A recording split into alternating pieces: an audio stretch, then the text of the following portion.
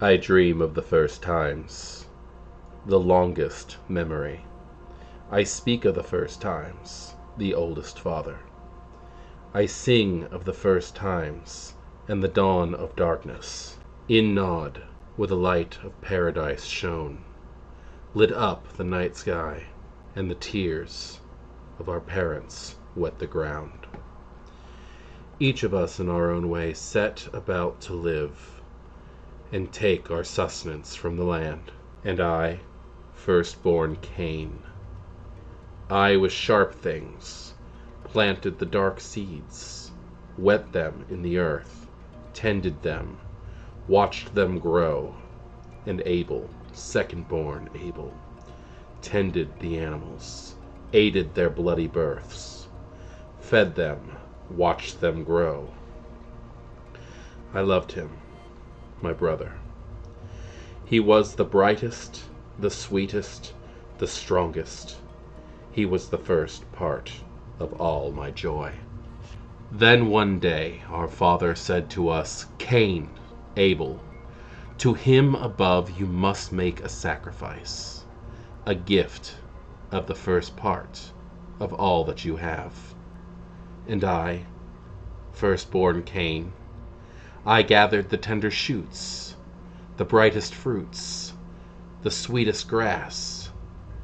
And Abel, second-born Abel, slaughtered the youngest, the strongest, the sweetest of his animals.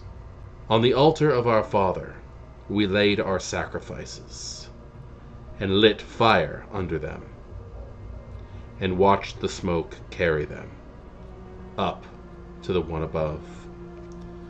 The sacrifice of Abel, second-born, smelled sweet to the one above, and Abel was blessed. And I, firstborn Cain, I was struck from beyond by a harsh word and a curse, for my sacrifice was unworthy. I looked at Abel's sacrifice, still smoking, the flesh, the blood.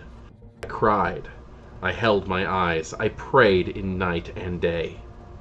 And when Father said the time for sacrifice had come again, and Abel led his youngest, his sweetest, his most beloved to the sacrificial fire, I did not bring my youngest, my sweetest, for I knew the one above would not want them.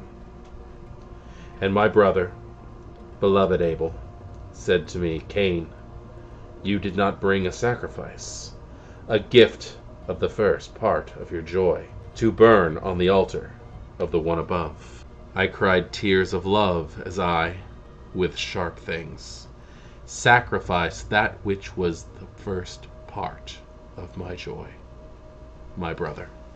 And the blood of Abel covered the altar, and smelled sweet as it burned. But my father said, Cursed are you, Cain, who killed your brother. As I was cast out, so shall you be. And he exiled me to wander in darkness, the land of Nod. I flew into the darkness. I saw no source of light, and I was afraid and alone.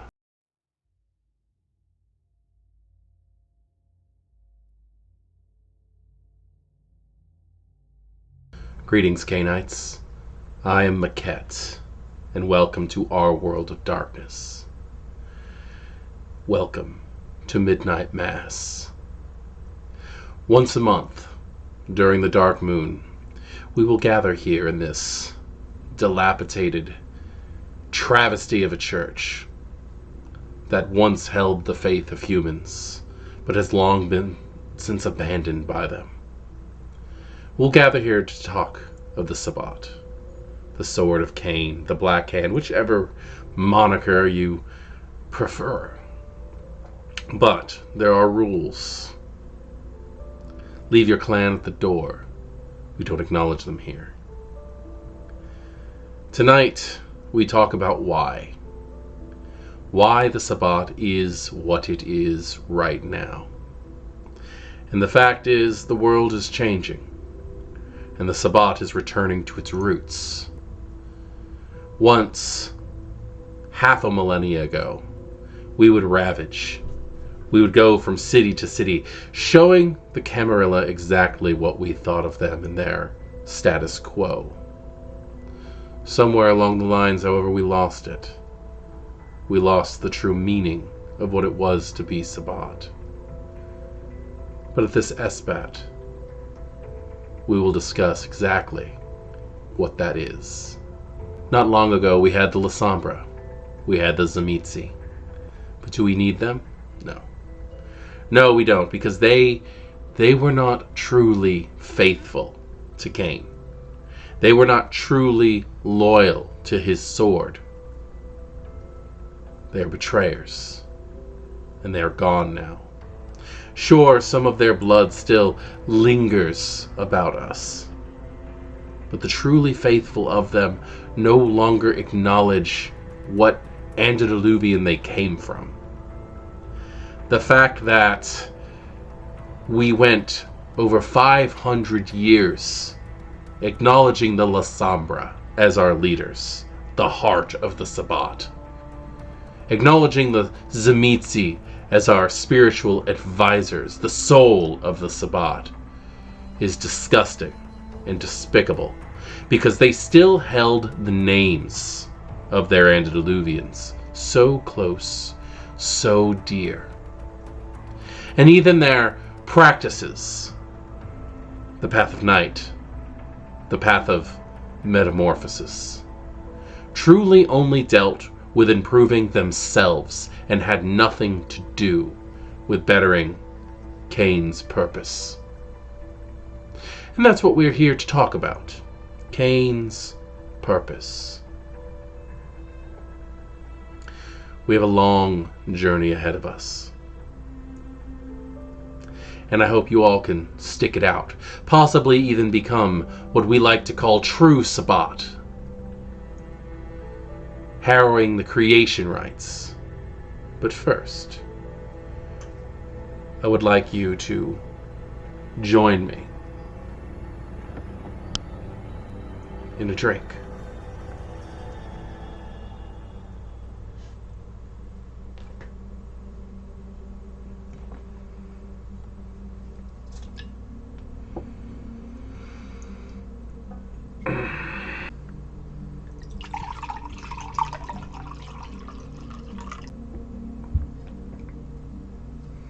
We come here to honor Cain, to denounce the antediluvians, and to show loyalty to each other under this dark moon. I am Maquette, child of Cain, and I welcome you all to this esbat, in Cain's name.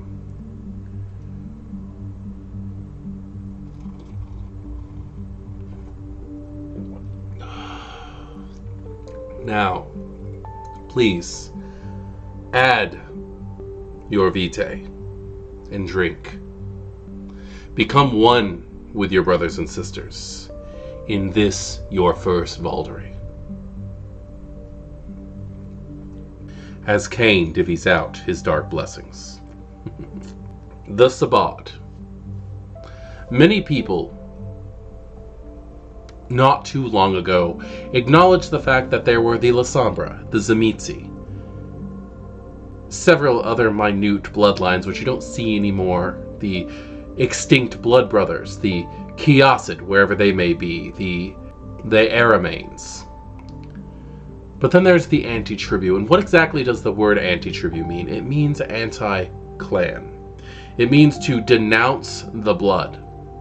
Anyone who joined the Camarilla from outside still acknowledged the fact that they were Toreador, Ventru, Bruja,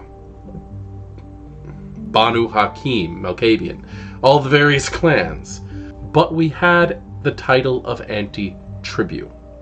But now we have to understand that anti-tribune is really the moniker that everyone should be holding on to. Why exactly did the Lasombra and the Tzimisce continue calling themselves the Lasombra and the Tzimisce? Why did the Lasombra anti-tribune belong to the Camarilla? because it was considered a majority rules situation, because the Lasombra and the Tzimisce were said to have killed their antediluvian. But now they're saying they didn't. Now they're saying that in the Gehenna War fought in the Middle East right now. Now the Gehenna War is everywhere, but the front lines in the Middle East, they're saying that Lasombra himself, that ancient shadow-wielding bastard, they're saying that he's there. And Lasombra was so sure that they killed him. But of course, I guess you really can't trust anything that has a mastery of deception and dominate, such as the antediluvian. Now can you? They can wipe and change the memories of anyone. Why exactly do they think that the rogue group of Lasombra and Banu Hakim were any different? No. They rationalized everything in their minds. That's what they did. And the Tzimisce. I've heard all the legends. I've heard the legends about how they destroyed the Tzimisce, but it came back. I heard the legend where they had destroyed the Tzimisce and it was reborn.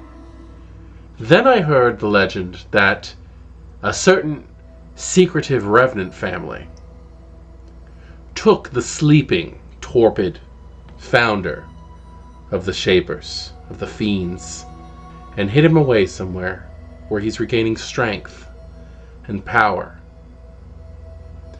They didn't destroy anything. In my opinion, we still have all the antediluvians to deal with. There's rumors that the Ravno antediluvian may very well have fallen back in 1999, but I wasn't there. And until I have proof, I will continue to train until I or my brothers and sisters are ready to sink their fangs into that ancient beast, drain it dry in the name of Cain, and preserve our legacy, the legacy of our Dark Father. You see, we, Cainites, we're so much more. We're so much more than the Lasombra and the Tzimisce gave us credit for. The clanless among us, those that the Camarilla would call caitiff, they gave us the name of Pander, after Joseph Pander, a clanless who was strong enough to fight within the sect wars, to bring several cities of the Camarilla to their knees, to unite the clanless under a single banner, and to do right by the Sabbat. That's good and all. But the fact is, we need to go by no founder's name. Those of you who identify as a Toreador, wash your hands clean. Malkavian, do not suffer from your sire's bane. Bruja, use that rage to prove that you're no one's slave, not even your antediluvians. The Camarilla, and to a lesser extent even the Anarchs, are nothing but puppets of the clan founders. We, on the other hand, through, the use of this beautiful ritual, the Vaulderie, are now able to shatter the blood bonds and to bring us closer.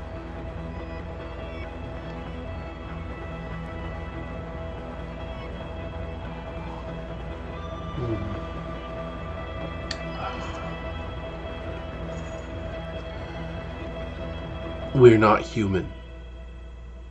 And we understand that. We also have no need to pretend that we are. We are the children of Cain. We are Cainites. And this is your introduction to the Sabbat. In this playlist, we're going to be going over the Sabbat. Now, when the World of Darkness put the Sabbat book out, it was intended for storytellers to make antagonist SPCs for the Camarilla and the Anarch setting. But those people who wrote that book were all Sabbat players in the past. I've seen interviews with them where they talk about how they loved it. And there's no way on earth, in my opinion, that they would not want us to truly try to do what makes us happy. And I've seen many people who are just angry about the fact that the Sabbat book was not made for player use. But why not? We're playing Sabbat. We're playing the rebels anyway. Do what you want. Screw what the elders say. Right? So in this playlist, we will be going over how exactly to play a member of a Path of Enlightenment, which, in my opinion, the Path of Enlightenment replaces the concept of clans in the other venues. The Sabbat don't give a crap about what blood you have or where it came from or why you have it. The Sabbat care about which way you are being loyal to Cain. And the fact is, each of the paths of enlightenment that the Sabbat have chosen to keep active within these modern nights, these final nights in the Gehenna War, are aspects of worshiping Cain that improve not just the individual, but the pack itself. For members of the pack are most of the time going to all be members of the same Path of Enlightenment, and the sect as a whole. Many people have an issue with the fact that the Sabbat have pretty much given up their holdings. But the fact is, the Sabbat shouldn't have domains, because it makes you lazy. It makes you a contented, fat, useless house cat who does nothing but sit and guard your cushy little area. Now, there are still the titles of bishop or archbishop, and when you're talking about those, that almost seems to me like a Cainite retirement plan. Someone who has been in the Sabbat long enough, who has gained the power, who might be able to fight off a dozen or so kindred themselves, with just maybe them and a cardinal as backup or something like that. Because the cardinals act as a go-between from the packs, who are now isolated cells of paramilitary religious groups who move from area to area, primarily being nomadic packs, to clear out cities. Now, at that point, that's when you find the person who's possibly the weakest link, but still strong, the person who's tired of doing the majority of the fighting, who can guard that city. If you have a Sabbat domain, you most likely only have like 2 or 3 Sabbat in it, because the rest of them are doing Cain's work. They are jumping from Camarilla and Anarch domain, clearing them out the best they can, setting up a new figurehead to keep an eye on the place, who is there simply to call the packs back whenever the Camarilla or the Anarchs decide that they are going to reacquire that lost territory. We are in a storyline when we look at V5 Sabbat that deals with the concept of the nomadic pack being the primary type of Sabbat. Now, as someone who has played Sabbat many, many times and has been in long-running chronicles of the Sabbat, I can tell you that after that initial fight of kicking the Camarilla or the Anarchs out of the area, you settle into a darker, grittier Camarilla. You have your ducti or your pack priests who act as primogen council to the archbishop or the bishop, and the cardinals who act as a higher reasoning for that. But the fact is, why would they just sit there and enjoy the spoils? The work is not done. It's not going to be done until after the Camarilla is completely destroyed. Until the puppets of the antediluvians no longer have any kind of place to settle down. And that's why the Sabbat in these modern nights are still trying their damnedest to have shovel parties, to go through the creation rites, to recruit new members, whatever means possible. And going through the paths of enlightenment, which we will, episode by episode, once a month when the moon is dark, we will go over and we will find one facet of the Sabbat, starting with the paths of enlightenment, to completely deconstruct and figure out exactly how a player character might be able to utilize that information to play in a Sabbat game where the players get to be the antagonists. Now, that is another thing that I want to talk about, is the fact is how many people that I saw online were upset when the word antagonist was used. They saw that the book that came out was literally just there for storyteller use, and it created a one-dimensional look at these vampires that have so much passion and so much force, and it was insulting to them. But the fact is, that book was written to be the perception of those who they are fighting. They are one-dimensional creatures. They're one-dimensional monsters, and horrible at that in that book, because that is what the Camarilla sees. That is what the Anarchs see. And there's no reason for anyone to get truly offended about that. And about the word antagonist, you're an antagonist. If you're playing the Sabbat, you are definitely not any type of victim in the play there. You are going in to attack them.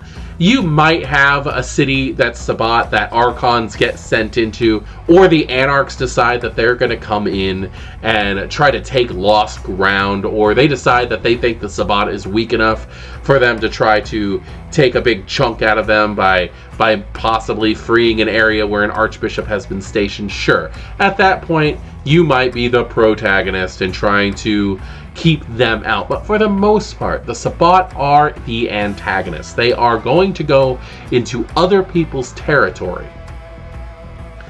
take it in the name of Cain, plant their flag, put a figurehead in charge, and move on to the next city.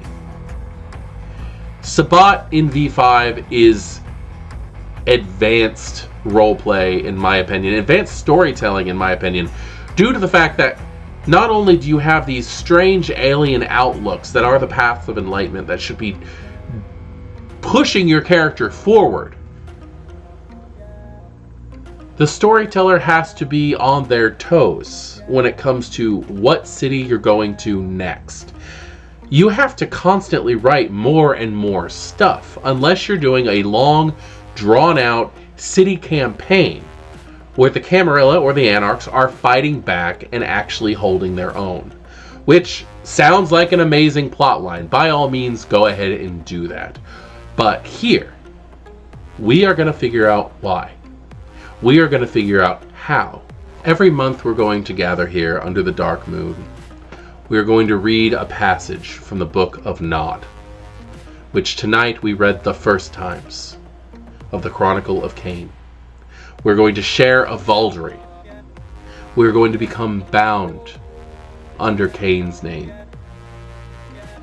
And we are going to understand the Black Hand a little better. I am Maquette. This is our world of darkness.